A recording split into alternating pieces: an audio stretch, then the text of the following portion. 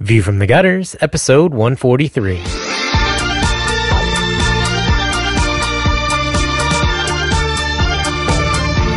Welcome to View from the Gutters, the comic book podcast where each episode we discuss a collected edition, trade paperback, or graphic novel, and then recommend and vote on the book for the next episode. Warning: the discussion portion of this show has massive spoilers for that book. On this episode, we discuss Black Canary and Zatanna Bloodspell. And, to skip ahead to the recommendation section, skip to 1 hour, 7 seconds. View from the Gutters, 143. I'm Andrew Chard. I'm Kaylee Fleeman. I'm Joe Preddy. And I've taken it upon myself to get a woman with a Cockney accent to be a proper lady. I'm Kit DeForge. I'm Tobias Panshin. Brant Gillahan Eddy. And I'm Ken Reynolds. Things are already precipitously off the rails. Well, that's why I slingshotted right into Chard's intro. We need I was just like, all right, we're not going to go down this damn rabbit hole for the next... Rabbit hole? Rabbit hole. The rabbit hole. It's a bank That's heist. how big the hole is. It's a goddamn hole. So the new podcast is Rabbit Hall, Cat Law? Yeah, sure. Buckle. We were debating the finer points of cat law before this. Turns out Brant is actually a cat lawyer. So A night. Which type may surprise nighttime you. cat lawyer. Yeah. In the day, he fights crime like some boring schlub. Yeah. But at night, My alter ego. Yeah. night court for cats. In this alter ego, do you have to wear those robotic cat ears that sense your moods and then do the exact same shit regardless of your mood, which is wiggle? Have to Yeah. or get to. Excuse you. My friend has a pair of those, and they were way too much money. Yeah. Yeah. And I sat there. That's exactly how I felt about them. Different Like, brand. that's What like- I'm Same too much well, money. not See, what going I was to going to spend say money. is I'm surprised that you would describe the situation as my friend has those, as opposed to a person that I once spent time with no longer has them because I took them. Okay, rude, because she's made of pure magic, and I could never take from the gold that is Emily Westfall. Comics, everybody. Yeah, enough Whatever. about cats. Speaking of magic, Time Yeah. to talk about Yeah. magic. We read Black Canary and Zatanna, Bloodspell. Zoltan. Yes, yeah. Bloodspell. I couldn't think of this earlier today. I kept trying to. I was talking to Allison out of the fridge, and I kept being like, "Yeah, we're reading Fishnet Party. You know, Zatanna, Black Canary, Bloodsport. Nope. Blood Magic. Nope. What is it called? Like I just everything but Bloodspell. So yeah, we're talking about that. But And this first, is oh yeah, we have episode announcements. we do. Thank you yeah. to this week's episode sponsors. Yes. Brandon Hill, Becca Lewandowski, and Addison Appleby. Hooray! Yay! So, but on that note, we did read Zatanna, Black Canary. Kit DeForge original pitch. Yes. I wrote this myself. Yep. That's actually That's a lie. Yeah, that is a No, because Lie. it was Paul Dini. Yeah. who So loves Kit, magicians, literally. yes. Does Yeah, his wife, as I understand it, is a magician. he? Wow. And a Get dead ringer for Zatanna. Down. Yeah, I'm so didn't excited know about that. this fact. He really loves magicians. Did he write Zatanna before he met his wife, or did You he know, meet his wife and then decided, I need to write Zatanna stories? but I don't know how long he's been married to her, but he obviously is working on Batman animated series. So. Right. I seem to recall that his love for Zatanna predates him meeting his wife, but that could be scurrilous lies for all I know. Or it could be about dreams coming true. The Yeah, magic No right? kidding. of love. In my imagination, he like really pressured his wife into studying magic. Rude. He was like, "Hey, maybe some magic. You should. Hey, have you tried to do a She's magic like, trick?" I'm- and just like I'm- convince her to be a Yeah, magician. she's like, I'm a doctor. I can't. Yeah, I have a Stop. lucrative career. I don't. I'm Why? like mid-curing a life-threatening One day this disease. Batman money is going to be like solid gold, so I really need you to follow through on this. Yeah. It's like, why, man? Why are you so obsessed with I- magic? No reason. I choose to believe that she was actually magic Well, before. I'm sure she is actually magic. Yeah, and she knows that she has to protect him and his career so that he can make beautiful things for us. Like and Bloodspell. so she casts spells on him so that he can keep writing things that make me personally happy. A blood spell. Yes. If he ever breaks it and That stops is the writing thing. beautiful Batman stories, he dies. Yeah, that's Surprise! That rumor starts here. stakes are high in the Dini household. Shit. Yeah, Yeah. So, Kit, you recommended this. I did. What did you think about it this time? Or I don't really like. Oh, okay. No, actually, I don't know, two of my favorite comic characters having madcap adventures in a manner which befits their station as heroes makes me very happy. This has so many of my favorite things. It has Vegas. It has lady adventures. It has high heels. It has tigers. It has backwards words. It has a hot dad. Hot dad. Hot dads. Hot ghost dad. It's got a hot ghost dad. Absolutely. I don't know who wouldn't love this. And I don't want to find out, so everyone's going to say good things. Brent, I gotta It's also go. got it's also got fishnets. Yes, it does. I wasn't going to Olive- mention them. Oliver Queen in bow and arrow boxer shorts. And also being like, stay at home, honey, I got this shit. And he's just like, well, I'd better just stay at home in my boxer shorts. The whole Dream the whole about my bit arrow with car. Them riding on her motorcycle with him riding backseat. Yeah. It's a beautiful scene. And It's a beautiful scene. she's like, "What? So whatever happened to the Aeromobile?" Yeah. Batman made fun of you, right? Yeah. It's Perfect. the writing in this is just the exact reason that I got into comics, like of the DC type, because I was a big Batman the Animated Series person, and I love how Dini writes these fun, goofy little things that don't feel like he has to elbow you in the ribs too much. That if you do kind of know what he's talking about, some of the references that he makes don't have to be incredibly obvious. I was thinking about something specific when I was looking over this again, and it's going to take me some time to find it again, so I'll stay that point for now. But I really love how natural and fun their friendship is, and how it comes out of something. You can have like the vaguely adversarial beginning. That's not really anything. It's not about two chicks competing with each other. So even when you get to the fights and stuff like that, there's no, we secretly hated each other because of this shallow reason. It's just so much fun to read, I think. And the art blows me away. Because funky faces can actually happen. Yeah. With chick characters. For some reason, that's near impossible for a lot of comic people. They're like, they gotta be so sexy all the time. I don't think so. Beautiful. Good times. Yeah, this comic definitely represents a lot of things that weren't allowed to happen with female characters for decades. Ugly faces being one of them. Friendships being one of them, like actual legitimate friendships where there's no sort of like, you stole, so-and-so from me, and now I actually hate you, and I'm really glad I get to punch you in this fight because like that doesn't happen, and that happens in everything else, and it's so nice to just have this.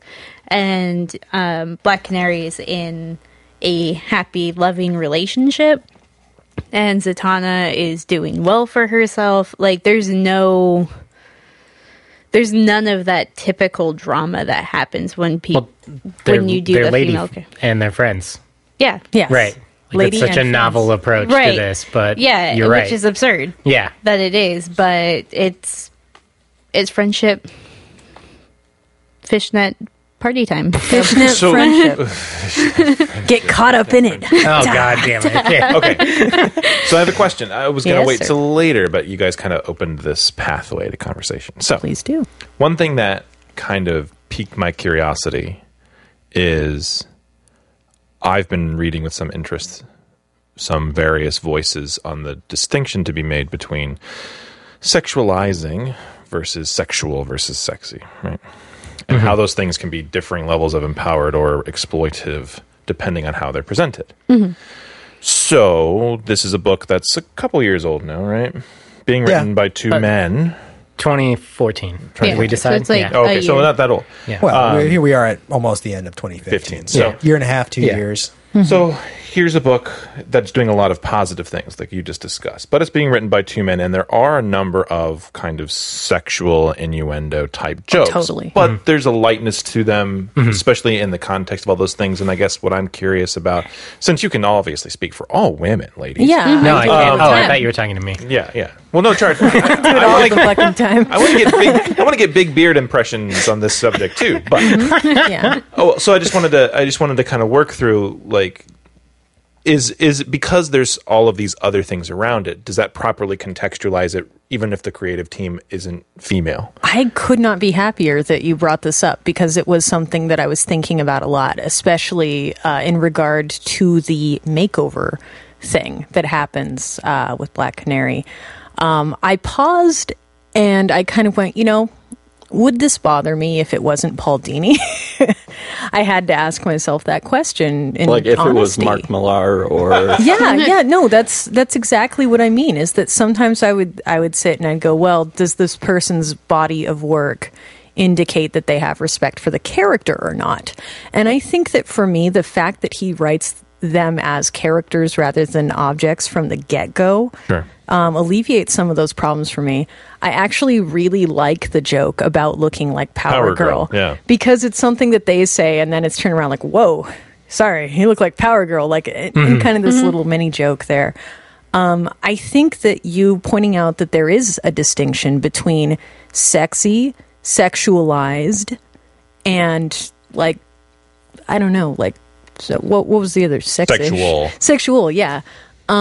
There's not really any sexual that I see here. I don't see Just a whole lot of Black Canary and Oliver. No, see, that's just sex, which is another different thing. Oh, well, but like sexual would be something about like giving me like 4.5 pages of them like boning down before they have a conversation just to have it. Right. That's not really presented as a necessity. It's just kind of shown with, of course, a Black Canary voice joke and then an actual legitimate conversation between people who care about each other. Right. It's not really about you having to see everything that's going on. Right. It's just a means to a conversation. Right. The whole thing with the costume I feel very similarly about is that, yes, it is an excuse to put her in something like that.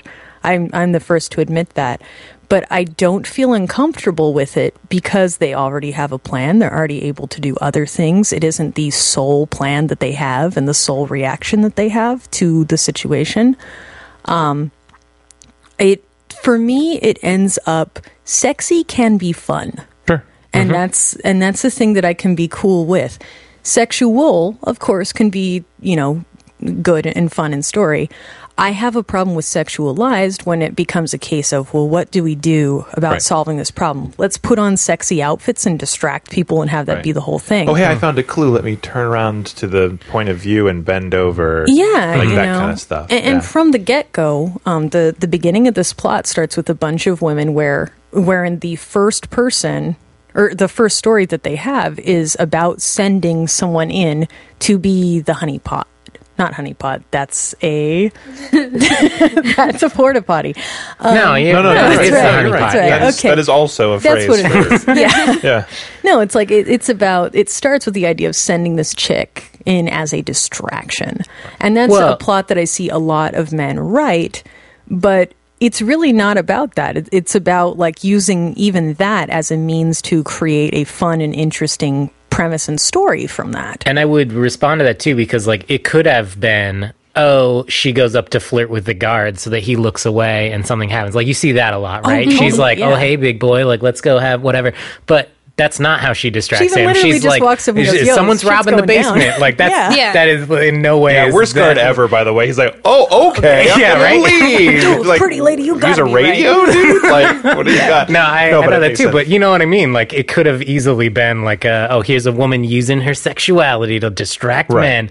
But she's just like, oh, hey, go check that out, and then she slips in the room. Like that's a very I really love that about this is that there are so many opportunities to sexualize that are not taken. Yeah, I feel that's what I felt. That's what I observed. But I also felt like the joke with the tiny costume that she makes Black Canary wear. Like it's all in favor of like setting up humorous situations. Yeah. Like it's not.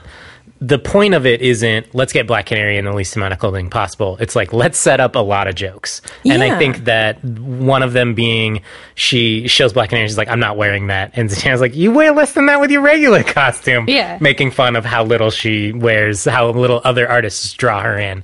And then the whole Power Girl joke is to get like Power Girl, make fun of how artists draw Power Girl. You know, I feel like they're kind of like jokes at the industry. They're like jabs specifically at the industry. I would agree. And I think that it is different than let's put Black Canary in a bath towel and like have her like karate fight Like, what is that J. Scott Campbell book that he does? Danger Girl. Danger Girl. Yeah. That one. This isn't a Danger Oh, Girl it's time spy for my book. bubble bath. Oh, Right. no, ninjas. Right, it's not that. I There's can't count also- the number of times I tried to have a bath and that happened. All There the is time. something to be said for the occasional dirty joke. Oh, totally. As long as Oh, they're it's the not best. at the expense of the characters, and these don't feel like they're Right. at anybody's expense. This actually So makes me it's think of just a something. joke. Have you guys seen the movie Mallrats? Yes. Yeah, yes. many times. No, Yes, I never love heard it. of it.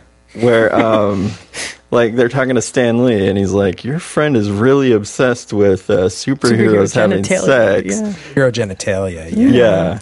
And the Black Canary scream that broke the vase, and Yeah. that really made me think of that. I was like, oh.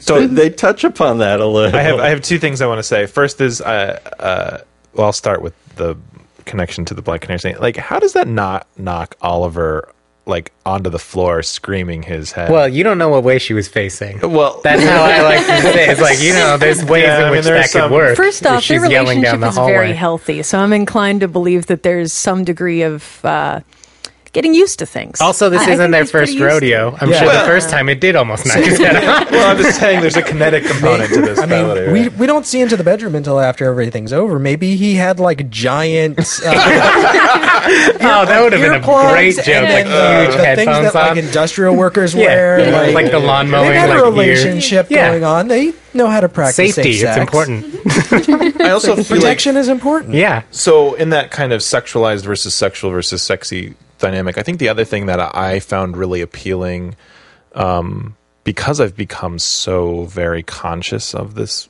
issue of male gaze and those of those things, was I feel like the body types are much more healthy. yes. Like these are women who are in, especially Canary compared to Zatanna. She's got a wider frame. She has larger hips. She is drawn as somebody who is wide built to shoulders, beat the yeah. shit out of people. Like, and I know women who have that build, and I feel like that's one of the other things that commonly gets bandied about. Right, men can have the diversity of body sizes. Yeah. And even if they're drawn athletically, it's not to the kind of weirdly perverse portions that sometimes women are presented in. And so my first observation in those first few panels was, oh, Zatanna looks literally like a 12-year-old boy because of like the way her hair is cut, Right. and like the way she's kind of just dressed up and moving. So at first I'm like, I'm pretty sure that's Zatanna. But, you Yeah. know, like I had to, and then Black Canary is very clearly built powerfully. Yeah. Like, yeah, she has curves. Yeah, they put her in a costume, but she's not drawn kind of like, oh, I'm just a swimsuit model. It's like Right. she looks like she has the right proportions for someone, or more The realistic. diversity of Yeah. body type is a huge deal, and I feel like recently we've gotten a lot more, and this being a modern comic, it like definitely reflects that. They also had different faces. Yeah. Yeah, Which is and a problem for a lot of characters just generally. Yeah. And They're- that's what I mean about like drawing a comic about women as characters rather than as plastic. Right. Is that they're allowed to emote, they're allowed to express. There's a series of really great faces when she's talking to Ollie. Like after, she punches him, and you can tell that, there are human beings involved in this, that she's not, again, just like, oh, Ollie's girlfriend, she's a person with a relationship, and being able to emote and show that in panels matters. It Yeah. really, really matters. Yeah. Or like Ollie when is the eye candy Zatanna in drops this book. food out of her mouth because she's Yeah, like her food she's is- shocked, and that's not something that Or that arm most candy? artists would Yeah. allow to happen yeah, because that's okay. a gross thing for a woman to do, to like Yeah. I'm also have just food dribble out of their mouth because they're like talking with their mouth open or whatever. Yeah. Like, I'm flipped open to the panel where they teleport the Superman. statue to Superman's Fortress of Solitude, Love and it. he's just there with his Daily Planet coffee mug. That's the cutest drawing. I love He it. looks super beachy in this drawing. Oh, He is very He's pretty, quite, yeah. isn't he? Yeah.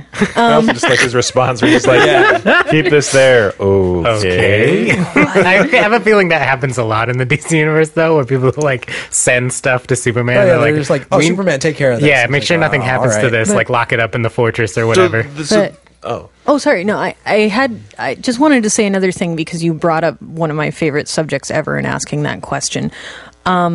Another shade of this is degrees of victimization will tell you a lot in a book about whether or not a woman is being seen as an object or as a character. You have this death scene with the drowning that happens back here. I cannot count the number of comic books that I've read where there is a female victim and the corpse. I call it hot corpse, where basically it's like if a woman is dead, Who wouldn't call it a hot quote? No, I I'm know what you mean. serious. When a woman is dead, if there's blood all over her, it's about accentuating how the blood hit she's her still tits or posing things like a supermodel and on a femininely. rocks. Yeah, And a drowning looks like a fucking drowning in this. Yeah. There's no tit and ass shot with Right. a corpse. That will tell me something like you're treating the story It's just like- seriously and the characters in it seriously as women. And then further, when you get to the point that they're in the mall and they get catcalled, there's that whole love fun that. bit where, Zatanna uses her powers to educate and turns people into goldfish.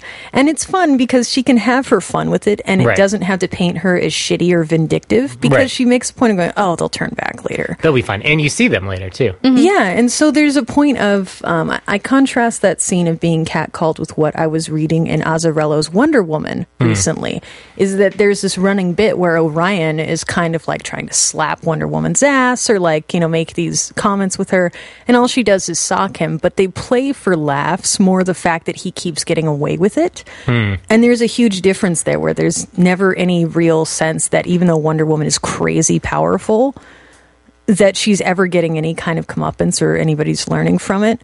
And it comes off more as her as the butt of the joke thing. And you made that good point basically where it's you have to look at Toby, you did, of who's being laughed at and why and for whose benefit. So I feel like, yes, even though there are two men that are working on this book, they have a good mindset about the fact that they're writing characters and not writing objects. Yeah. That matters to me. I love it. I think you guys brought up a good point with the art and the facial expressions too, because I think the art carries a lot of the work in this. Oh, no, I'm not trying to interrupt sorry. you. I just want to follow up with what you say. Yeah, I think the art does a lot of the legwork in this, in that there are a lot of professional comic book artists get paid to do this on a monthly basis who cannot draw more than one woman's face. Yeah. They just never learned because it wasn't important to them. And when you see an artist who can draw many different women's faces in this, and I never, ever confuse any of the women with one another. There are also artists who can draw multiple women's faces, but they all have the same expression because of their Porn choice of face. pictorial references. Yeah, that's Great work. God damn you, Greg. Yeah, and that's, And I did want to follow up on that. I think that the art in this is significant insofar as they are using the Justice League Unlimited designs yes. Yeah. for most of the characters.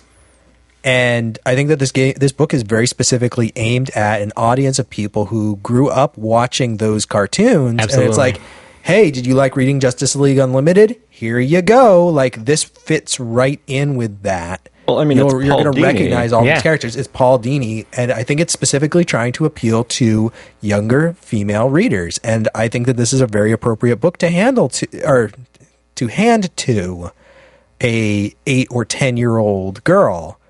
There's going to be a little bit of material that maybe goes over their head. There's a lot of death in here for an 8-year-old.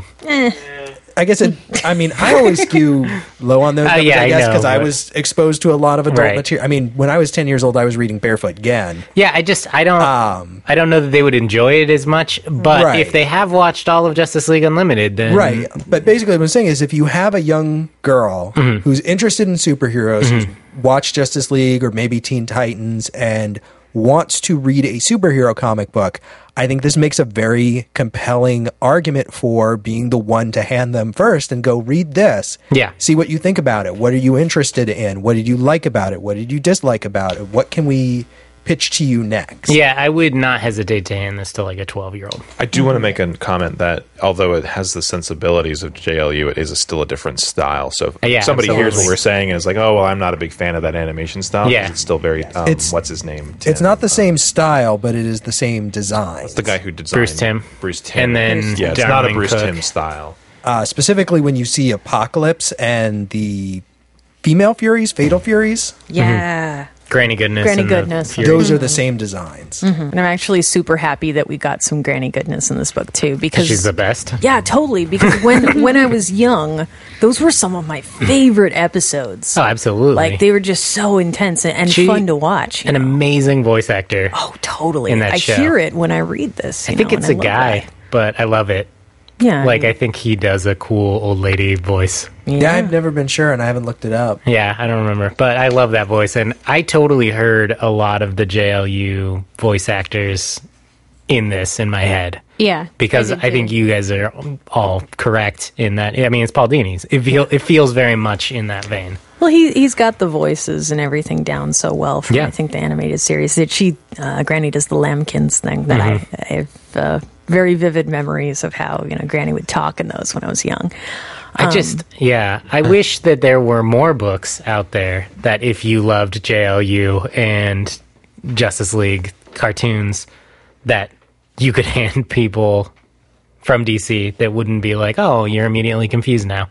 And this is one of those opposites of what I was talking about with like how a lot of female books have to throw in another character, I feel, to kind of like legitimize them as an actual adventure and story. Because again, it relies so heavily on this idea that they're friends and that they know each other and that they work together. And it's less about, oh, she's just showing up this time. It really does feel like something they're equal participants in and not just one there as a booster for the other's character. Well, Yeah, I think it's go ahead, Kay. Okay, so there are like cameos and stuff, but it's not like, look, Superman's in this, so it makes it worth reading.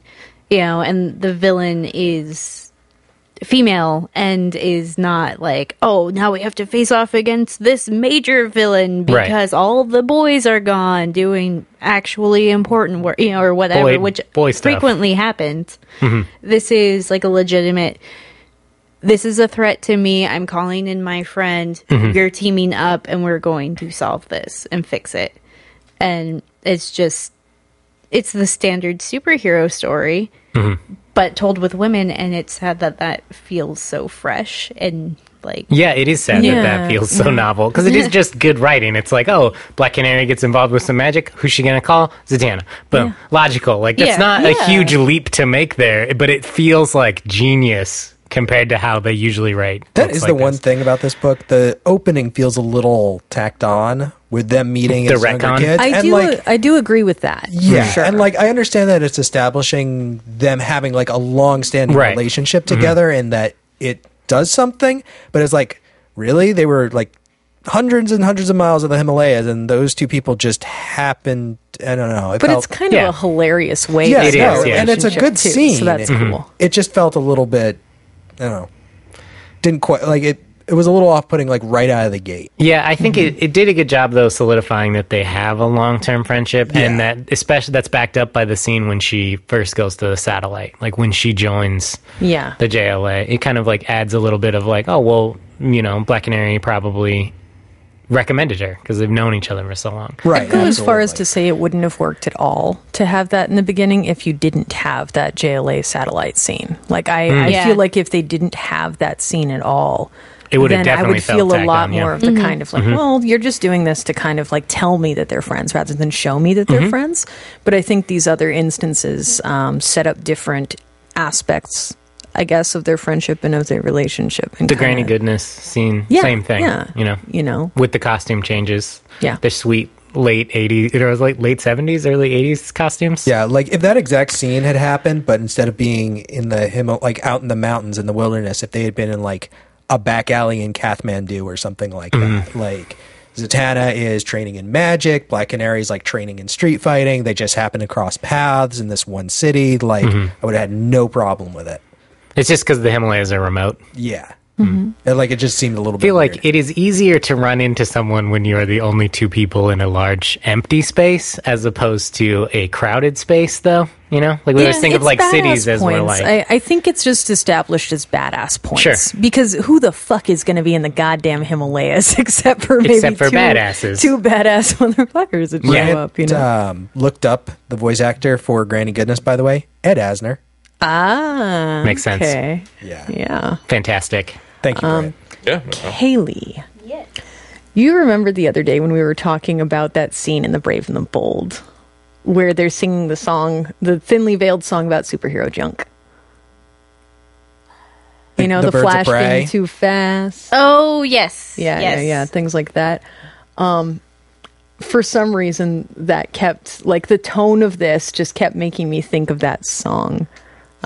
which is just really great. Like, I don't know, I like the humor that they have in this because when you mention, like, you know, Superman sitting there being like, say what, you know, kind of thing about having to, you know, babysit this glass statue, and Ollie, you know, being like, oh shit, at home in his boxers. Like, that's the kind of humor that, again, I think it's fun to do a story about women where you can make those jokes with those, you know, powerful dude characters without making it about, I don't know, it's okay for them to be sort of a joke too, but it doesn't have to feel malicious, and I don't feel like it did. I think that's Ollie was amazing in this book, and I loved the crack about, didn't you used to have an arrow car? Yeah, me too. Totally. And I think that this very easily could have been the, like, sitcom scenario where it's like, pretty lady, dumb husband, like, and that doesn't happen. Like, Ollie's not stupid. He's just like, they're making jokes at his expense that he's not necessarily aware. I mean, he's wearing boxer shorts with bow and arrows on them. But he's also... Like, it just which makes I him kind look... of imagine that she bought for him as, like, look what I've... Like, but it also makes him look like kind of adult. But at the same time, it's like enough that it doesn't make him... He's not an idiot. Dude's a dork. But it's also like... He's an archer. Like, there's a long-standing tradition of making fun of the archer. Yeah. Like, he's given personality in the scene where he, like, goes in to cuddle her, but then actually just reaches over her and grabs the remote. Yeah. You know, and that's a thing that happens when you're in love with somebody and you're, like, hanging out in bed after activities and, you know, or whatever. Like, Scrabble? Yeah. The no pants dance. Yeah. The no pants Scrabble dance, as we all know. Universal term. We don't need to explain it. Well, and when they're investigating together. When they, like, go out on a team operation, like, it also shows off, like, how their relationship works, I think, as well. Right, and it also shows that he is intelligent because he looks and he's like, oh, the lights are flickering, and that, you know, like, that sort of a thing. Like, you know, Batman. Yeah. But truly the world's greatest detective. Yeah. I think there's a lot of good stuff going on in this book. It is unfortunately short. Yeah. I think. Yeah, I did feel like it ended kind of fat, like, in a weird way. Like, Well, it was only 100 pages. Yeah. Yeah. Is it weird that I wanted more? Not at all. Okay. Actually, I'm in the camp of, if you wanted to make a series of this nature and keep the same people, I would be sitting outside of Gabby's. Honestly, Cold of the night waiting. I think it could have been about 20 pages longer, but I would be more in favor of more one-off original graphic novels rather than an ongoing series. Get down. Like, okay, you did Black Canary and Zatanna Bloodspell. That was awesome. Yeah. Now do another book. Maybe one of the same characters, maybe both, maybe different characters, but it doesn't necessarily have to be an ongoing thing. You could just do one-off stories about characters in the DC universe, and I think that this proves that you can do that kind of story and have it work. Yeah. I would totally want, like, a chain link way of telling these stories. Like, so they had the joke in there that I actually really loved about Zatanna meeting the Martian Manhunter and saying, oh, I grok you, which, you know, cracked me up. I think it would have been really fun if they did do another book. It's like, okay, now she's working with the Martian Manhunter. And he's just like, look, what is this? Like, you know how he is, all serious and stuff. I think it would have been really fun to see them work together and then, you know. Yeah, I think we are all in the camp of, like, more original graphic novels. Yeah, please. Because they're great. They're easy to hand to people. They're good gateway comics. Like we said, if you've seen animated series or movies, like, the original graphic novel is really easy to hand people because the implication is that you don't have to read anything before or after. So it's a different writing style than writing a miniseries or a serial. And if you are interested in something like what we're describing, there is The Brave and the Bold from a few years back. I think it was... The show? No. The series. I think it was the Wade one. Joe's pitched it a few times. It started out... the first arc was Supergirl and Lobo teaming up. And it was like... each 6-issue arc was its own self-contained story. It was right before New 52. Right? Yeah, it was like 2006. Yeah. So somewhere right in there. around in there. Yeah. And it didn't go super long, but they did maybe 4 or 5 arcs. Yeah. So if you are interested in kind of like one-off, 2 random characters team up stories, there are things out there for you. Well, and The Brave and the Bold, that was a new version of an old series that used to run way back in the day. So like the cartoon, did that used to be like Batman teams up with somebody? So for a while, it was just two guys. It was just anybody. But then to boost sales, I think it became Batman and someone else. Just like Marvel team up became Spider-Man team up. Yeah, I think it is very similar to that situation. I think a lot of my favorite books are actually team-up books when I think about it. Because I was mentioning to you about like the Wolverine and Hulk one that I really liked, and then there was not as good, but like a Spawn and Batman one. It's always cool to see two characters that you normally don't see together in a dynamic. Yeah. Like, it allows for interesting storytelling. Even like Batman and Spawn, like Universal crossovers, like universe crossovers and stuff are really fun. We did Hellboy Masks and Monsters, which has one of my favorite characters in it, Starman, teaming up with Hellboy, which I thought was rad. They advertised Batman being in it, but he's only in one issue, and then he's like, okay, I'm going to stay in Gotham, bye. Yeah, it's like 3 pages like, of we have to Batman. go fight Nazis in South America, and he's like, okay, bye. Yeah, which is fine. I really just wanted Starman and Hellboy, but it wouldn't have sold as well. There's a Batman Phantom Stranger one that I discovered again while unpacking at Kaylee's house, and I made a squealing noise. And it was in unpacking at the apartment that I discovered the obscene amount of like team up books that I have. Yeah. And just kind of like flipping over them. Oh, I remember how excited I was about this. And those again can so easily just be cheap cash grabs. Yeah. Or again, they could be the opposite, really fun explorations of two characters and how they work together. So I think for me, books that lean heavily on the characterization of a superhero tend to be my favorite. I'm not nearly as interested in some big cataclysmic event as I am two people that I know and I like doing a thing. And I think that the cool thing about team up books is they can span the gamut. They can be like tiny adventure solving one thing, or they can be like World's Finest, Superman, Batman, team up, to stop Darkseid. That just having a second person makes the scale of what you can kind of tackle bigger. And it changes a lot of the characterizations too. Like, I'm not a huge Deadpool fan. Most of the time, just because of the way he's written and the way people obsess over him, I find him annoying. But Hawkeye versus Deadpool is a lot of fun. That was super fun. You know, and I really enjoy that because it gives you that character's personality, but it offsets it with something else. So if there's a character that you're interested in learning more about, but you haven't really liked everything that you've read, team-ups can be a good way to get introduced to them, because then it's offset by a character that you like or that you're familiar with, but you also get a chance to explore another character and see how they interact. Well, it also can change the tone of a book a lot, because for a long time, Batman was like, you know, super grimdark, or like Batman's very serious all the time.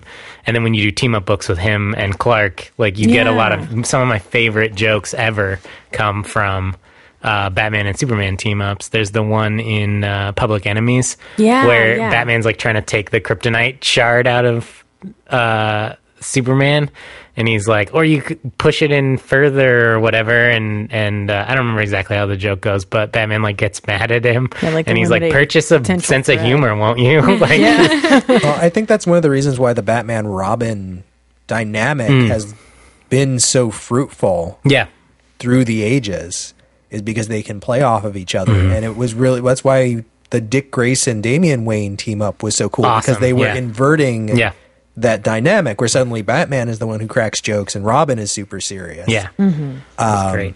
And it's really cool to be able to see those dynamics and see those dynamics change, where suddenly a character who's normally one way in one situation is like very different in when they're paired with somebody that they don't normally work with. Yeah, totally.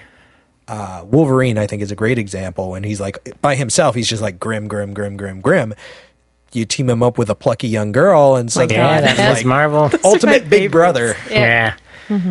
Ms. Marvel, Jubilee, like Kitty Pryde. I was gonna say he works well in that situation, so it's good. Yeah, totally. It's good. Did we have anything else that we wanted to say about Black Canary and Zatanna? Yeah, there was a really important scene. Tina, the villain, when she is first introduced, has a bag. A very certain blue circular bag with a pink star. Oh, yeah. The Ramona Flowers bag. Yeah. And I felt like that was really important to mention. Do you think she was looking for a girl with hair like Visual medium. Yeah. What I think is Podcasting really is a important to visual mention, when they go to Dottie's apartment, she has a poster, and that's in the background, of a unicorn with a rainbow coming out of its butt. My God. Dim Yeah. Easter eggs, Yeah, though. definitely pay attention to the background. Yeah, the art is. I think is fantastic in this, I really especially dig it. the colors. Colors The are colors great. are Really goddamn pop. beautiful. This is, if you're gonna use a heavy black line on comic book superhero art, like this is the kind of colors I love to see Yeah. in there, where it helps accentuate the kind of comic bookness of it. It never feels like it detracts from any of the line work. I think it just helps make everything feel more three-dimensional in a cool Yeah. way. And it's not just like gradient highlights all the time. It Well, really that was works. Dave McCraig did Yeah. the colors for this. Beautiful. And it's great. And there's beautiful like sunsets and things. Yeah. And it looks fantastic. Holodeck lighting. Holodeck Really lighting. holodeck, but some of these comments remind me that, I think one of the things that also make this book just kind of work on a lot of different levels, and I think it's that not only that Paul Dini clearly knows the characters and the story that he wants to tell, but he knows the world. And so there's it's not just the Easter eggs, but there are lots of those little flourishes in the dialogue and the visuals where it's like he clearly feels comfortable with the status quo of the DC universe. So, and he also seems to be very comfortable with what he understands, like the relevant abilities of the characters to be. So, having Zatanna's magic gloves drive the car while the inside of the trailer is like super big, Right. is totally not a thing. But also, like when there's the initial confrontation and the flashback on the JLA watchtower where she like steals the key of whoever that guy is, whose name escapes me. She's like, haha, and then it like falls out of her hat because she told it to go into her hat. And she was just like, oh crap. Like, Yeah. like I think that there's that kind of extra layer of nuance or depth that gets added when you have a creator who's that invested in all those little details that makes the story feel as rich as I think we're saying the coloration and the art is. Yeah. So I feel like it's kind of coming from both sides. I think you hit on something else there too, is like this is very firmly planted in the DC universe. It involves a lot of DC continuity, but that if you don't know any of that, I don't feel like it detracts from the story in any way. But I also feel like there's a lot of writers out there who are afraid to let their characters be dug in to the DC universe. And they're like, we're going to tell a story about character X, but we're not going to mention the fact that he lives in the DC universe at all. And that's how they try to get new readers involved, is they try to make it insular so that nobody feels confused. I feel like this is a great book for new readers, despite the fact that it has all this, because everything you need to know is in this story. Like, it's context. It's about writing properly. Elongated man. Yeah, He's a stretchy guy. right. That's all you need to know. Yeah. There's real affection for the universe and for the characters. And I think that what you had said about new readers is a great thing. And again, important to know what Brent was saying about like how good it is that you can have some really in-universe references like that you can pick up a book and on a completely different level get another chuckle from something like that in the background. Yeah. I really, really like the Circus parody that they have because the clown on the sign has a very, very Joker face. And that little detail made me super duper happy. And it's, and that's not a very exclusive, rooted in DC is the only way to understand a joke. But again, it's for those who have been fans for a long time. Yeah. You can really enjoy those little details because you can see the real affection behind them. I also think that this book is interesting because of the fact that it's only a year old, but it clearly exists outside of time and space of the main lines universe. Yeah. And so, like, one of the small touches that I thought was really interesting, speaking to, like, you're a new reader or you're an old reader, because I think the other extreme is true, too, that sometimes writers are not confident about their character's place in the world, and then they'll over-explain things. Yep. So, like, the elongated man thing, I think, is great. It not only is it true that it's just like, yeah, he's a stretchy guy, he's on the floor, you see him, but also when the villain's like, elongated man put up more of a fight. That is a relatively neutral statement, unless you're somebody who's read Justice League in the 80s for that 10-year thing, and you're like, oh man, which is what clearly that era is meant to be, and you're like, oh, that's kind of low blow. Yeah, like that's harsh. Yeah, like bummer, Also, It's also, who the fuck is the Key? Yeah. Like, Just I've great. never heard of him before. Great DC villain from the back pocket of He continuity. probably, knowing Paul Dini, he probably is some. Oh, is he really? Yeah. It's not a new villain for Yeah, this I didn't story. think so. No. Yeah, he probably I was don't like- know who he It's like, so normally tortures, but C-list villain insults D-list hero. right, yeah. It's awesome. And I love that scene is just like, it's just a segment of that. It's not a whole, like, do you remember the time where the key got onto the satellite and it flashes back to like him breaking into the satellite and fighting all of the guys? It's not about that. It's just about what happened to Black Canary and Zatanna during that moment. Yeah. I think that's really cool. That's a cool way to tell that. So, I don't know. Also, elongated man being used to tie up I thought this Zatanna. is so weird. So funny. I didn't realize that it was him at first until I realized that there was a free floating foot. Yeah. And then I That looked made me and you laugh could very see hard. his head like miles back, basically, just like off in the distance. It's like, oh, that's him. Poor Ralph.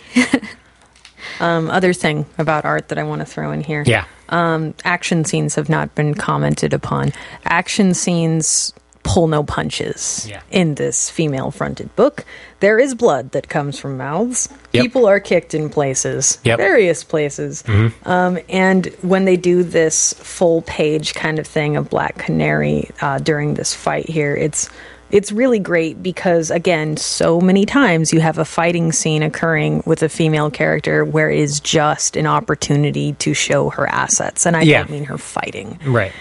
And I really, really enjoy that you get to see Black Canary just fucking, parry that shit and That roll full with it. page is just, it's really Yeah. brilliant, It's too. a great Well, and it page. looks so good because there's no background. Right. It's just white, so you just see the action and you really feel like it's happening rapidly and it's intense, and that's all that they're focused on because there's nothing else to look at. Yeah. So you're as involved in it as they are. Yeah. So this sparked my memory, and I want to say this because I'm sure there's probably a listener of this podcast who, after we said what we did about the key, is like, "Oh my god, I cannot believe you people who say you read JLA comics." Actually, old school villain from the 50s and 60s showed up intermittently for between 65 and like 89. Was actually kind of like a big deal against the JLA, and then reintroduced in the late 90s by Grant Morrison when he took over the JLA. So he's been around, and he actually is considered like a big deal villain. But maybe it shows our age and his lack of relevance in the last 20 years. Yeah. Where we're like, who's this guy? Ooh, Key. Meanwhile, and then even Paul Dini's kind of doing that, like, nah, the Key. Right. But at the same time, it's like, So he actually was a big. since we're pedantically pointing things out, Zatanna is not tied up with an elongated man. She is tied up with Plastic Man, who is a completely different stretchy guy with a completely different set of stretching powers. Except for they're both fuck's useless. sake. Hey, Plastic Man can is turn into a immortal. ball. yes. I That's guess. cool. Read The That's Obsidian neat. Age. And Plastic Man is That's awesome. real neat. Which only Ralph serves... has to drink Gingold, which means anyone could be elongated man, which kind of like takes away. But only serves to underline the point that you don't have to fucking know or care Absolutely. for yeah. this story no, to work. It's a great point. But if you do know or care, But it's neat. it makes it more fun. I think that's okay. It's just bonus, like icing on the cake. I'm all about. That's A+ comic writing in my Yeah. book. Like that's everything I want. A+ gold star. Gold star. See me after class Yep. for a big hug. E for effort. I want, it's everything I want from comic books written at Marvel and DC is like an appropriate amount of nods to the old stuff, not losing new readers, giving it to me in a great package, a single graphic novel I can pick up off the shelf, both in hardcover and now in paperback. Like that, it just like it works so well on so many levels. I don't really have anything What's the price point on it? bad to say about it. Well, friends, for a mere $22.99, there is this lovely hardcover with amazing bad. print Not bad. quality. It's also got a lot of back Love matter. it. Yeah, Yes. tons of sketches And and stuff. good And And I know I hit this before, but for a long time, people have said like comics aren't just for kids anymore. right. And I think that the greater point is being missed that a lot of times comics aren't for kids At all. anymore. Like Yeah. they That's can't sad read them, in and that's some level. sad. Yeah. And there need to be more books on this level that 10 and 12-year-old kids can read. Comics are for everyone. No, Yeah. I totally agree. I think this Like, is so often these kids are segregated into like these are books for children. yeah. And a lot of those books are really good, but when you have kids, Spider-Man Adventures. our mutual friend Reed, his son Roger loves Marvel superheroes, Captain America, Thor, Iron Man, the whole shebang. How many? Ange was on the show. Yeah, and Jeanette. Whiteout for Ladies' Night episode. Yes. And So number Like 20 episode now. 12 or something. Yeah, it was a long time ago. Reed and Jeanette and their lovely, lovely children. Yes. But I cannot, off the top of my head, think of what Captain America, Iron Man, or Thor comic book printed in the last 25 years I would hand to this child. That isn't like a Marvel Adventures. Like, Yeah, here you right. go. Yeah. Here's the kid version, right? I can think Yeah. of one Ant-Man comic that I could hand to like a little kid but even then, it's the same tone as this. I enjoyed the crap out of it. I think and a it's- kid would enjoy it too. I think it's sad too, because a lot of kids who are in that like 10 to 12-year-old range that you're talking about, like, they know that's not the real Spider-Man. Yes. Like, they're aware enough to know, like, stop handing me fake Spider-Man. I want to read real Spider-Man. This is the real Zatanna and the real Black Canary. You know? I can't recall who said it. I'm sure my mother will know and post immediately the answer. But somebody was once quoted as saying the golden age of science fiction is 10.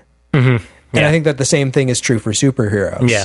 The age of greatest appreciation for superheroes is the 10-year-old. Yeah. I disagree. When, But that's Well, like- that's another. when I'm Different kinds of appreciation, Brent. Oh, Perhaps. yeah, absolutely. Okay. Yeah. But I think it's a crying shame that there are not more like superhero comics that are accessible to 10 and 12-year-old readers. Well, when I'm at work, I get a lot of kids that come in and they want comics, of course, because they're into, new Marvel movies and all of that. And there's always this library-wide tour that occurs where I go into 741s where we keep all the newspaper comics, and those sort of things considered, safe for kids, or the things Peanuts. about the comic industry.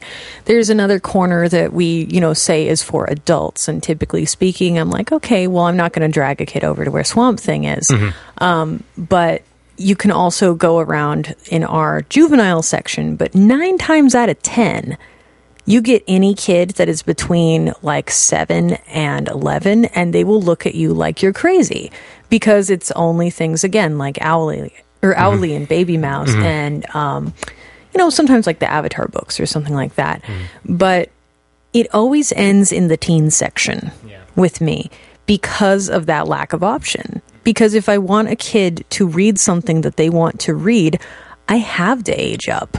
Yeah. Because there's almost nothing there that they can read that they actually care about in that juvenile section. And that is really frustrating because other than Tiny Titans, Right. I can't really hand them anything else from them. Yeah, the it's like main there's a two. lot of G-rated comics and a lot of R-rated comics. Yeah. But there are no PG-rated comics. There are not enough PG-rated comics. Yeah. You know? And so it's hard because you really actually have to know what is in the teen comic section pretty well to Yep. be able to look at a kid who's like, 9 or 10 and be like, is this kid going to freak out over something they see? Are their Yeah. parents going to come back and scream at me over like 2 or 3 panels of something happening in a Captain America comic? And there are a lot of times that you have to take it upon yourself to take those things home from that section if you want to be able to hand them something other than the same 2 or 3 books. Yeah. Sorry, I was just thinking. Here, Timmy, read The Winter Soldier. Yes. You've seen the movie. You see the movie now? Now read enjoy the comic. And that one decidedly lives in the adults Yeah, I graphic wonder novel why. section. But it's funny because some of the Marvel now will live over in Sure. adults. Like for some reason, Miss Marvel lives over in adult. I could not tell you why that decision was made by our collection development people. But they will put, Probably has to do with Islamophobia.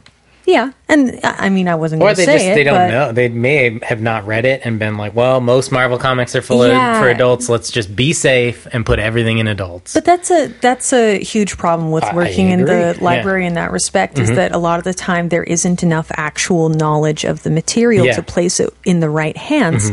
And we'll have a lot of the Marvel Now stuff like the Daredevil stuff lives in teen. It's fine for it to live in teen, but like the Frank Miller Daredevil will Right. live in adult. So No, that that makes sense. somebody made the right decision there. Yeah. But it is funny because a lot of the stuff that is coming out now through Marvel Now, these exceptional books, it's really kind of hard to gauge who you can actually hand them to based on collection development standards. There's also the tough thing about comics too. Working in a comic book store was like I would hand parents issue 1 or 2 of something and be like, this series is really great, your kid's gonna love it, it's super appropriate, everything's fine. Issue 3 rolls around and I'm like, well, actually can't give this to your kid anymore because there's this in it. Right. And the parents will be like, they really like this series. Now I can't give them this. And it's like, that's kind of heartbreaking too. So Yeah, I think, again, this is maybe something that should go on a different show, but I think that that's also hard because of the periodical nature of it, you know, like in the sense of, and I wonder how sometimes the periodic nature actually interferes with our threat assessment stuff. Yeah. Where like Toby was saying, like he's lower on that scale. Like he was exposed early. I was too. Yeah. I have very early. I mean, I saw RoboCop when I was like 9. Like Yeah. that was kind of by accident. My parents didn't like intentionally make that happen, but they couldn't stop it once it had been done. And so you can't unsee RoboCop, Mom. yeah, you can't unsee RoboCop. But and so, you know, and that's the thing is that I think that's the challenge with any kind of large scale conversation about these things is that there are so many nuanced, like comics, even superhero comics cover so many topics, so many different factors go into how a person will absorb it. I mean, we talked about this book being it's drawn in a way that's very friendly, but you could imagine, you know, Todd McFarlane presents Bloodspell, exact same panels, but somehow more grotesque and dark just because of the art put into it. So there's all these crazy factors that go into how a piece can be absorbed, which is the great part about this medium. But I think it makes any kind of like comics code authority approved, like unless you really just sanitize it to the nth degree, which I think nobody really wants to go back to that. No. But yeah, it gets really hard. Yeah. And then because we have these incremental steps, we can't even, because like you were giving an example of, something happens in book 3. Now I don't feel like I can give to it, but there are stories where something might have happened in the 3rd section of a book, but after all 12 sections have come out, you'd be like, that's really rough in section 3, but the rest of the story contextualizes it and really that I feel like it's it's hard for a kid, but I want them to read it because it'll really test them or challenge them. But we can't do that with a lot, or at least not with something that's being released in that way. And so that makes it even harder to then try to involve that section of the age range and have them involved in the industry. But I think that's why books like this, like the original graphic novels, are ideal, because it's like you can hand them a complete story and you don't have to worry about any extraneous stuff. So, more of this, please. Yes, please. Hear that? And it was out recently enough that more Lady Adventures. Voting with your dollars will still count. Yes. So if you go out and buy this book, buy books that are like it, then you are showing DC. Which admittedly doesn't always listen, but I think they're starting to. I don't know if anybody's been reading Bizarro that's been coming out, but it's super adorable. Which also has Zatanna. Yes, it does. Why, yes. But this is out, like, this isn't as old as it feels in some ways. And so you can still buy it. It's still in print. And that's still proving to DC there is a legitimate interest in this. Yeah, Lady Adventures, original graphic novels, like lots of stuff we love, age appropriate. So definitely, I hope they pick up on that. Check your local library. Yes, you can also. And give Paul Dini more work. Yeah. And actually, everybody on this book. Give everybody on this book more work. Yeah, this is an amazing team collaboration on this. I talked to a couple weeks ago, I don't know, where like sometimes the sum is is greater than each individual parts. Yeah. And I feel like this is a total case of like this team nailed it as a whole. Like they totally got together and they slam dunk on this one. So slam a jam. Also, are we playing NBA Jam? Is this 1996? For sure. He's on Everybody fire. get up From downtown. Jam now. And then afterwards, Dan DiDio took them each out for their own personal pan pizza. Yeah. Yeah, a lovely cheese pizza just for me. Yep. I also have to throw in, since we were talking about affection, I was peeking at the back. Confirmed fact. Yes. True animal fact. True animal facts. Paul Dini apparently has spent 20 years as a member of Hollywood's Magic Castle, and that's super cute, and I just had to say What is that? It is a magician's club. Yeah, it's a magic club. Basically. And yeah, that just goes back to, you can really tell. And the house that they dude. have the club in has like secret places and like all this stuff, and you can have lunch there, or I they think serve so. meals. Yeah. Yeah, his wife's been on official staff since 2010. Yeah. So cool times. I bet you he was flipping his shit writing this book because there's so much magic. I literally cannot think about magicians without thinking about Arrested Development. We demand to be taken seriously, Chard. I understand that, but it's hard for me. It's Dead such a dogs cultural do not icon. eat, you know? Final count. Yeah, Yes. dancing around with a knife in your mouth. That's magic. God. I would anyway. have given any amount of money. You know what? I'm just going to draw that. I'm just going to draw Zatanna with a knife in her mouth. Just doing with the, Why haven't I done this shooting before? pennies. Yeah. Turn your $100 bill into 100 pennies. You just shot lighter fluid at me. All right. Anyway, before we devolve into Arrested Development, let's move on to, or evolve. Let's move on to recommendations. All right, yeah, let's do that. Kay, do you want to start us out? Sure. So we just read a book about some older DC characters. Yeah. And I wanted to read a book that involves the oldest DC character. You know who that Detective is? Comics Man? Slam Bradley. Slam Bradley. They nailed it. So I'm going to pitch Brubaker's Catwoman, volumes 1 through 3. It's So good. 19 issues of the 2002 series, featuring Selena Kyle, her friend Holly, and Slam Bradley. Yes, as a private detective. Yes. Once again, thank you, Brubaker. Awesome story. Yeah. The first trade is Darwyn Cooke art. Yep. The next two trades are Cameron Stewart, I believe. Yeah. Yeah, I think that's... I just put it on my shelf last night in Kaylee's house. Just saying. Would Roommate gross. our house. Yeah. You In the don't middle have of to- our street. Yeah, you don't have to call it my house anymore because it's our house. Aw. We live together. Golly. You pay rent. So touching. Hopefully. Yet. Surprise. You will. Never. You will tomorrow. I'm going to cross stitch that. Pay rent. Anyway. Yeah. Anything else you want to say about this one? Do I need to say anything else? No, it's good. Everyone should read it. Check it out. It's one of my favorite Catwoman stories. You had me at Slam Bradley. Yep. So, Brant, what did you bring for us this So week? reading this book really reminded me of something that I pitched. I think it's been quite a while now, and it's by far two of my favorite graphic novels in all of DC. They're related to each other, and I think they're another good example of, like, you can tell stories and they can be funny and they can still involve the DC universe and the superheroes, and all of the people can be characterized appropriately.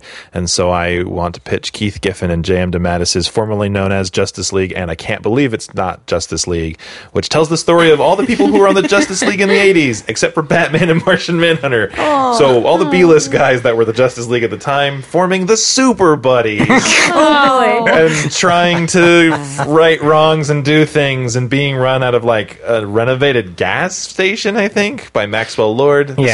This precedes all of the damn darkness of Maxwell Lord taking over the DC universe, and Sue Dibney being psychotic, and or not. It wasn't Dibney who's psychotic. It was her who's killed. And all this sort of thing. But it's lighthearted. Gene Loring? Gene Loring. But it's, Elongated Man, Fire, Ice, Captain Atom, Booster Gold, the original Blue Beetle. Sue Dibney and Second Blue Beetle. The Silver Age Blue Beetle, as The real Blue Beetle. as they try to become kind of DC's version of Heroes for Hire, and it all basically falls apart because, well, they're maybe not the best skilled And doesn't superheroes. Power Girl show up in So one of the next trades? Power Girl shows up in the second series, I believe, and one of the main conceits of the first one is they get a new recruit, which is Mary Marvel, who's like, "Gosh, gee willikers, I want to be on a superhero team," and they're like, "Oh God."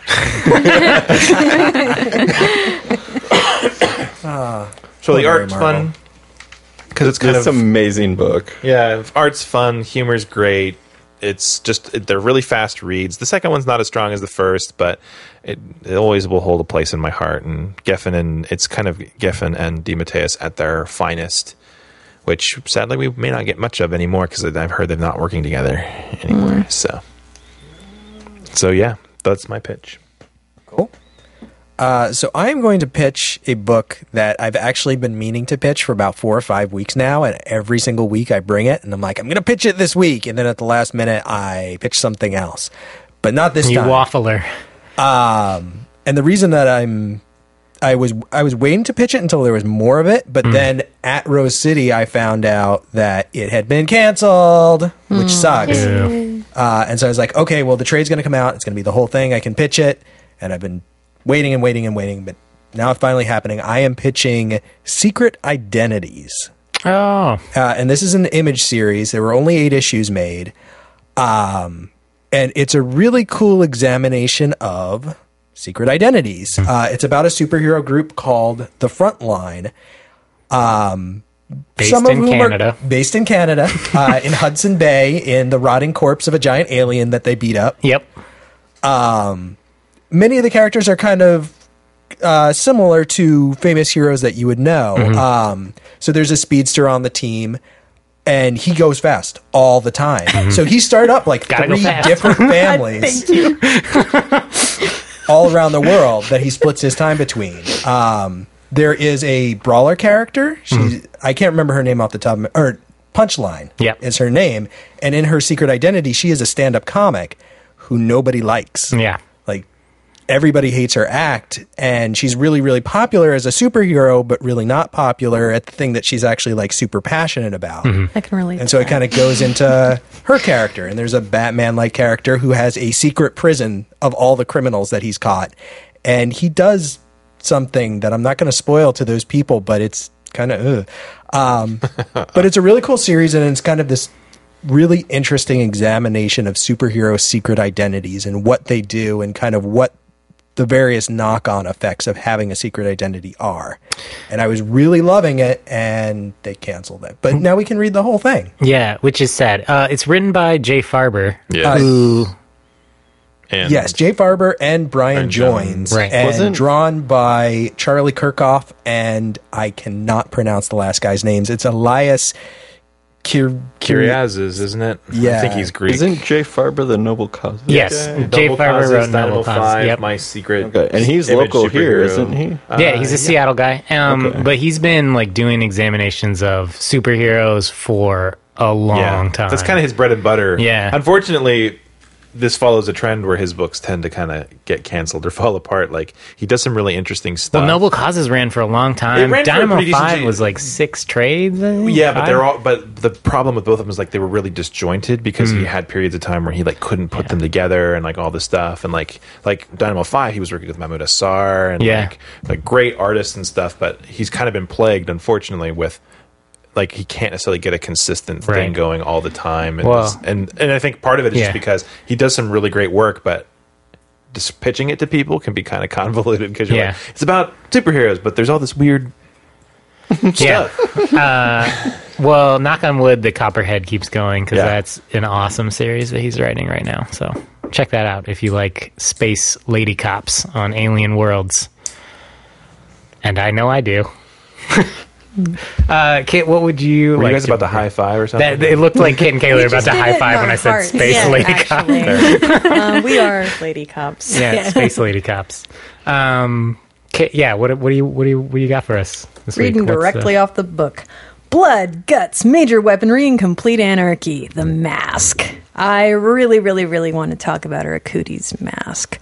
I love ugly things, which is why I hang out with most of you, except for Kaylee. Thanks. Oh, you don't hang out with me? I never hang out with Kaylee, actually. Why are you moving in? Oh, that's just a trap. way of avoiding you by being close to you. I'm not pushing you away. I'm pulling me toward myself.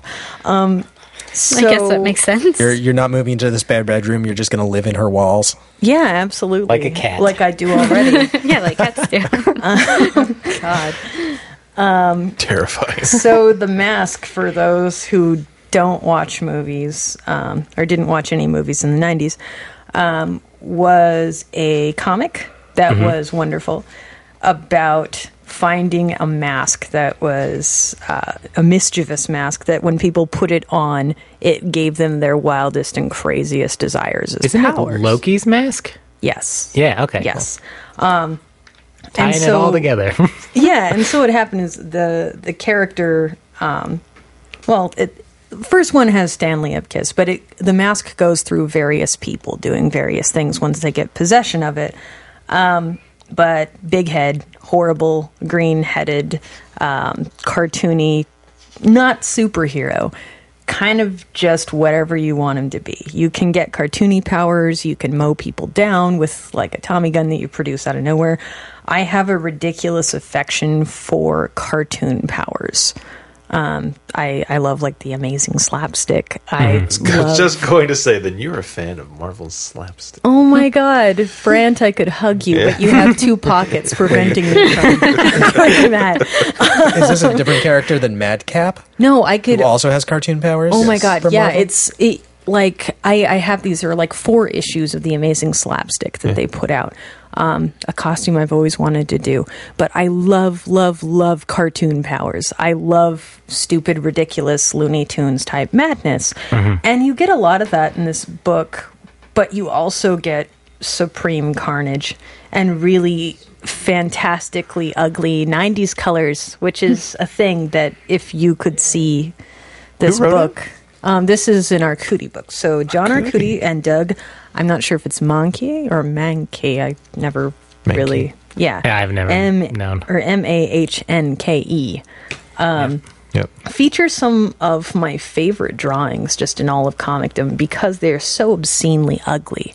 I love gross, weird, ugly drawings, and there are tons of them in here. And believe that or not, for me, that's a real compliment, though. I like comics that are allowed to really push the boundaries of what the anatomy can do and what's acceptable. Big, ugly teeth and tiny little nose, a big head is a really good example of that. Dark Horse Comic went for several years. There are still big collections that they put out, like huge omnibus ones. Yeah. But specifically, I would like to talk about The Mask, the collection. Cool. It's just so much fun to read. So gross. And dang, that typography, that lettering makes me excited every time. Yeah, in my pants. So before Kaylee pitches, I do have to explain the pocket joke. For those people who aren't here, Brant's shirt has 2 pockets. It's a pocket, and then there's like there's like both on the left hand side. There's a little pocket inside of the bigger pocket. Yeah, and it's just fascinating. Male clothing privilege, getting all them That's pockets. amazing. It's beautiful. So anyone who didn't catch that visual, this is like joke, affluent male clothing. Yeah. Like I've got so many pockets, I might as well just put another one on. I've got more pockets and I know what to do with. You should try pocketless peasants. shopping at Pockets on Pockets. Yeah, we women's just since we learned to sew just so we can have more pockets. Actually, yeah, well, Actually, sewing is a that's- handy skill. that's real. That's true. Actually, that's how I learned how to Could sew. save your life. Absolutely. In the zombie apocalypse, pocket lips. A pocket would. God damn it, kid! being able to sew your own stuff. You're all fired. Think about it. All the stores are going to be rated except Joann's Fabrics. Yeah, Real you're gonna. talk. Yeah, you're gonna have to make a pair of pocket pants. You're a genius. Anyway, Kaylee, what wonderful book have you brought for us this week? Mine is actually. I'm sorry, I have to say this because if I don't, I'm just going to keep giggling for the next 2 recommendations. You said something about Joann Fabrics, and now I'm like, hurry, block the windows with decorative wicker. That's all I ever think of when I think of Finally, a use for all that Spider-Man it's felt. like, think of how irritating we find it. The undead will hate it. I want to get a nice. I think that got it out of my I system. want a nice jacquard in my little hidey hole. Actually, Yeah. All right. Okay, thank you. Okay. Kaylee, what do you got for us? Okay, mine is Lady Killer by Jamie S. Rich and Joelle Jones. Yes, Joelle Jones. This is basically Susie Homemaker meets crazy assassin. The main character is like a 50s housewife, and she does all the things that a 50s housewife is supposed to do. And then when she is not doing that, like pretending to go grocery shopping or whatever, she's out killing people and disposing of the hire. bodies. Why would you pretend to go grocery shopping? Wouldn't it Because be you're just a to go 50s grocery shopping? Because Well, no, you're a she needs, like, a 50s cover to go murder housewife someone. and She's you're like, not allowed to leave your house. Yeah, hey, husband, I'm We're talking going about to just buy us imagining her groceries. at the supermarket with a cart, like picking things up and like pretending to put them in No, the cart, she's but not actually putting them on actually another going shelf? to the grocery Okay. No, store. she- Well, that it's was all confusing. telling- It tricked you so easily, Toby. Why are you arguing? Toby, come on. Clearly, Like, it's working. You're wearing this shirt that says Evergreen College State. Whatever, That was State alumni. College. That one, State College. Those words, sort of different order. Yeah. You education, I words in order. Yeah. Did not go to collage. I did go to collage. I did not finish collage. Like many collages, it was left unfinished. Collage ever finished? There's Mod Podge everywhere. Yeah. Anyway. A mess. Yes. So she's a housewife. She slips out of the house to go grocery shopping, goes and does a job. She's an assassin for hire. Yes. And it's great. And the colors are beautiful. And done by Laura Allred. Yep. Just this whole book is everything I like. Or not everything I like because there's no magic in it. But Yet. most of everything I like. Which Yeah. is strong female character, killing people, Yeah. doing things. So... I think I talked about this last time you pitched it too, but some of the promo images are my favorite thing ever. They're like promo 50s ads, and they're like, get her what she really wants for Christmas, boys, a Colt. And she's got like a Colt 45, and then there's like a Frigidaire ad where she's like opening the Frigidaire and there's like a dead body in it. Yeah. I bought a print without even having read this book Yeah. yet of the one about like what was the arsenic Oh, it's one? it's like she's holding a bottle of arsenic, and he'll never complain that dinner is late again. Oh, that's, yeah. I still want that. Yeah, so Yes. the first Oh, it's volume, first volume is 5 issues. Yes. That's the first trade. And Yeah. the second trade will be written and drawn by Joelle Jones. Yes. So. And the first trade is gorgeous. Like it's collected really well. It's high quality. I love it. So just on that aspect alone, you should read it. For sure. Jared, what would you like to pitch? So I didn't get enough fishnets this week. I need more fishnets. I need more colorful characters. I need more awesome ladies wearing awesome makeup and awesome rocker clothes. I'm right here. So No. Pitching Namor. no, I am pitching Gem and the Holograms, Volume 1. Holograms. Yeah, that's how they say it in the show. The Yes. Holograms. That's a true fact. That is a true animal fact. And they did a new series, Gem and the Holograms, and they're, if you don't know, it's a young teen band, and they're like, we're gonna be rock stars, but their lead singer is like very shy. So accidentally discovers that her dad created like a light diffusing hologram machine thing. It's also an artificial intelligence. Right. And basically magic. Right. And so it allows her to assume this alternate identity where she is Gem, this like rock star. And if you didn't watch the 80s show, man, just do yourself a favor and YouTube some Gem and the Holograms music videos because they're basically the so best thing great. ever. They're They so good. have the series on Netflix. Yeah. It is definitely worth checking out. It's so funny, but like you can ignore the new movie. yeah. Yes. But the comic is fantastic. Like the character is so Sophie Campbell does all the art in this series, which is the reason I think everyone should look at it. Is a phenomenal redesign of all these characters. The story is really fun, but I love. This is a story about a lot of different women. They all have very different body shapes, very different styles because they're very different bands. The whole battle of the bands fighting against the evil band, the Misfits, and then there's some like budding romance between certain members, forbidden love of one band and another band. And this is like all kinds of stuff that I love, and it's great. And the only downside to this comic is you don't get any music videos. Like you don't get to hear any of the music. yeah, That's but like you the just one. queue up all the old music Right. and play it while you read the comic. Which is totally how I read this. So One thing worth noting, if you've never heard of Sophie Campbell, she's actually a transgendered woman who used to be award-winning author Ross Campbell. right. And yeah, her art is absolutely phenomenal in this book. I love it. Yeah, she did The Abandoned, which we covered in our horror series, Yeah. which is amazing. Yeah. I And love the abandoned. just, I mean, the exact opposite of Gem and the Holograms. Yes. Because of It's gore still and outrageous. truly is it truly outrageous. outrageous? It had to get in there somewhere. Shoehorn that But shit. her art is amazing. Yes. Her Beautiful. character design is flawless. Like I really love her. Yeah, I adore this book, and the colors pop on such a level that it's just like, it looks so good. I want an animated series of this so bad. So everyone should read it. Go check out Gem and the Holograms, IDW Volume 1. Nice. Cade? Yeah, what do you want to read this week? The Justice League.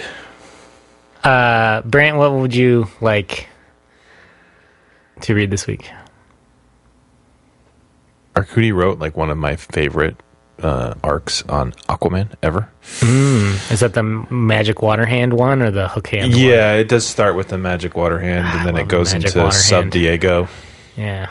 Yeah. Oh, yeah. It's where he had Aquaman electrocute a bank robber using microplankton. I was like, yeah, that is awesome. Anyway, but I really like Jay Farber. I got to go with Secret Identities. Secret Identities. All right. All right. I'm going to vote for Slam Bradley, Yeah. starring Catwoman. Catwoman Volume 1 and 1 through 3? Yeah. Yeah. Because book 3 is like issues 12 through 19, and it has the main Slam story in it. I think. Sweet. I'm going Catwoman. It's been Yeah. on my shelf 1,000 years. Everyone needs to read it.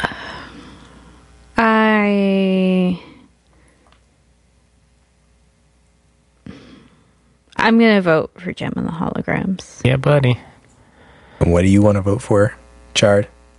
We've got two we have votes. 2 for Catwoman. for Catwoman, excuse Yeah. me. 1 for Secret Identities, One for Justice League. 1 for Justice League, and 1 for Gem.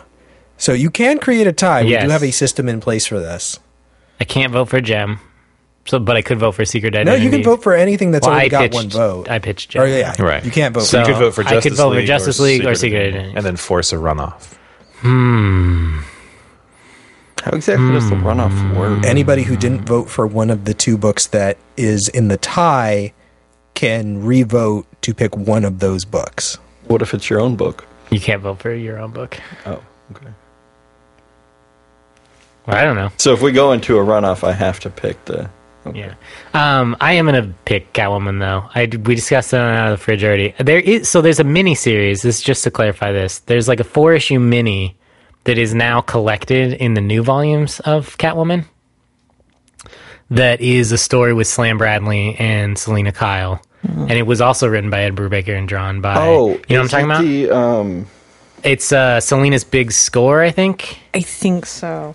I think So it's it's called like Selena's Crooked Big Score. Little I Town and, may need to look that up, but I think it's collected in the new volumes of the trade. I highly recommend reading that as well because it like precedes the series as far as I know. So we'll look it up and post it, but I'm going to vote for Catwoman. Awesome. One step closer to Gotham Central. Yeah. And this Catwoman story is great. And this is another book, like if you loved the DC animated stuff, if you loved Batman the Animated Series, JLI, JLU, I think this is another good gateway book. So Yeah, can't go wrong with Ed Brubaker. yeah, well, sometimes you can. Most of the time you can't go wrong. Most of the time it works 100%. You may of the not time. go wrong with him. 60% of the time, you can works never every go time. wrong with it. Yeah. So we're reading that for next time. Thank you for listening, everybody. And upcoming events that we should announce. Oh, yeah. Keep reading Elephant Men. Yes. That is coming soon. Yes. For the long run. Yes. Also, episode 150 is coming up soon. Yeah, in And- about 4 months. Yeah, so we want ideas.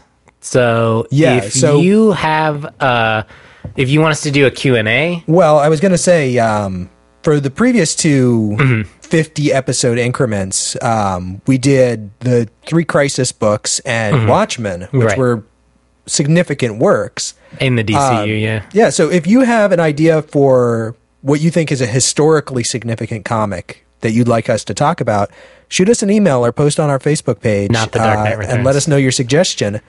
Also, for our 3-year anniversary, which is coming up in about a couple of months, Right. right around January, we were thinking about doing a bonus episode in Yes. celebration. So if you have any ideas of what you might like to see us talk Yeah. about on that, whether it's a Q&A or a particular topic like favorite comic, Right. or Favorite single issue, because we've done like Yeah. worst comic you've ever read. We did favorite superhero storyline. maybe the first comic you ever read. Yeah. You know, just send us your ideas. Yeah. We'd love to hear them. And if you want questions answered, you can always send those to us. But if they are for the Q&A episode, just like mark them, and we'll just pile them up and save them, and we'll be able to do a Q&A episode. So that might something be to think about for everyone that's listening. Just let us know what you think. Yeah. And we'll catch you guys next time. Thanks for listening, everybody. Bye. Bye. Bye. Bye. Thank you for listening to Me From the Gutters. I hope our recommendations have inspired you to go out and find some new comics you'll enjoy. Join us next time for a discussion of our selected title, but like every week, we encourage you to read all of the recommended books. In the meantime, please leave us an iTunes review. It really does help new listeners find the show. You can also like us on Facebook, subscribe to our YouTube, and follow us on Twitter at ViewFRTHGutters. Feel free to email us at contact@viewfromthegutters.com. Please send us any questions, comments, or recommendations you might have. Be sure to subscribe to our YouTube channel as we post new videos every week. And thanks again for listening. And as always, keep reading.